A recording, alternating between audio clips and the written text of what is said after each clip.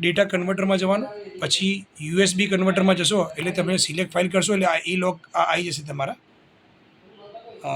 પેનડ્રાઈવમાં જવું પડશે. 1 મિનિટ, અહીંયાથી પેનડ્રાઈવ સિલેક્ટ કરવી પડશે.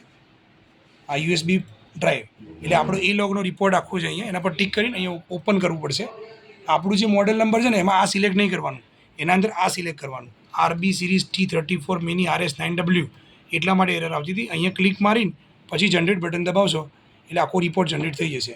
અહીંયા નામ આવી જશે. થોડીક વાર લાગશે, રાહ જોવાની, વચ્ચે ક્લિક નહીં મારવાનું.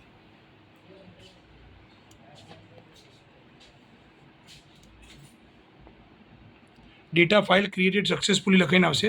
અહીંયા ઓકે કરવાનું એટલે આ તમને અંદાજિત ડેટા એને બધું બતાવી દેશે. એક્ઝેક્ટ રિપોર્ટ જોવા માટે અહીંયા એક્ઝિટ કરવાનું. પછી અહીંયા ડેલી, વીકલી, મંથલી રિપોર્ટમાં જવાનું, ડેટા પ્રોસેસિંગમાં જવાનું. ડેટા પ્રોસેસિંગમાં જઈ અને અહીંયા કોઈ પણ જે મહિનાનો તમારે રિપોર્ટ લેવો એની કોઈ પણ એક ડેટ સિલેક્ટ કરી લેવાની. મંથ ગમે તે, ડેટ ગમે તે હોય, મંથ 5મો હોવો જોઈએ બસ. અને પ્રોસેસ બટન દબાવવાનું. અહીંયા 3 લાઇન બ્લુ થઈ જશે અને આઉટ પ્રોસેસ કમ્પ્લીટેડ સક્સેસફુલી લખાઈને આવશે.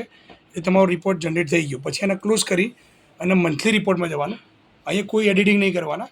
અહીંયા મે મહિનો સિલેક્ટ કરવાનો અને અહીંયા પરફોર્મન્સ વિથ લંચ એના ઉપર ક્લિક કરવાનું અને ઓકે દબાવશો એટલે તમારા રિપોર્ટ આવી જશે. આ જે એમ્પ્લોયનું નામ હશે એના નામ લખેલા હશે અહીંયા, અને અહીંયા અરાઇવલ ટાઈમ હશે અને અહીંયા ડિપાર્ચર ટાઈમ હશે. વર્કિંગ અવર અહીંયા લખેલા હશે. એબસન્ટ પ્રેઝન્ટ નીચે લખેલી હશે. અહીંયા 26 પ્રેઝન્ટ છે, 5 એબસન્ટ છે અને ટોટલ વર્કિંગ અવર 282 કલાક કામ કર્યું છે અમને ટોટલ. વચ્ચેનું તમારે કંઈ કામનું નહીં.